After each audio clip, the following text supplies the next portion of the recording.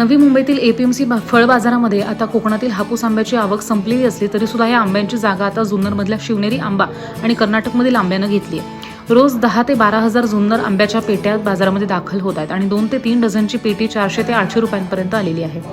जुन्नरचा आंबा हा कोकणातील हापूस आंब्यापेक्षाही चवीला गोड असतो, त्यामुळे जुन्नर आंब्याला सुद्धा बाजारपेठेमध्ये मोठी मागणी असते। तर कर्नाटक आंब्याला 50 ते 60 रुपये प्रति किलो असा दर सध्या मिळतोय। आणखी 2 ते 3 आठवडे हा आंब्याचा सीझन चालणार आहे आणि त्यानंतर आंब्याचा सीझन बंद होईल, त्यामुळे आंबे खवय्यांनी या हंगामातील आंब्याची चव चाखावी अशी प्रतिक्रिया व्यापाऱ्यांनी दिली आहे।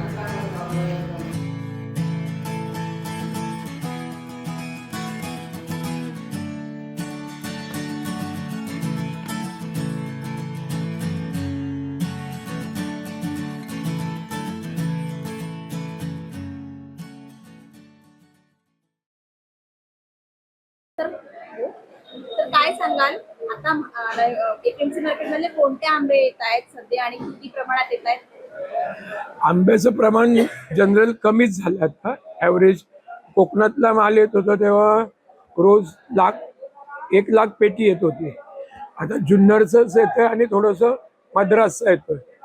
जुन्नरचं साधारणतः 10-12 हजार बॉक्स येत आहेत सध्या आणि मद्रासचे पण त्याच प्रमाणामध्ये आहे।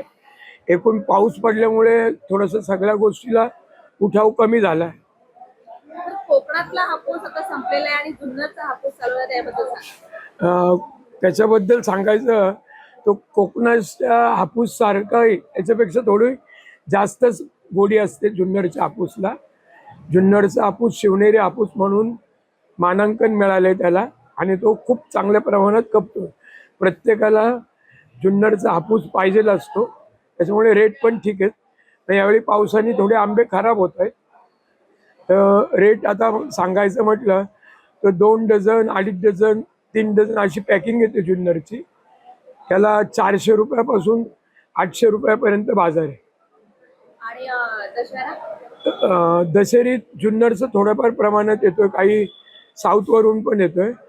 आत्ताशी सुरुवात आहे, त्याला 50 ते 70 रुपये किलोला रेट आहे।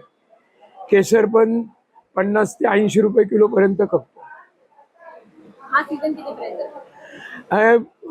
जो जुन्नरचा हापूस आहे हा 2 ते 3 आठवड्यात सगळा सीझन संपून जाणार। पावसामुळे आंबे टिकत नाहीये।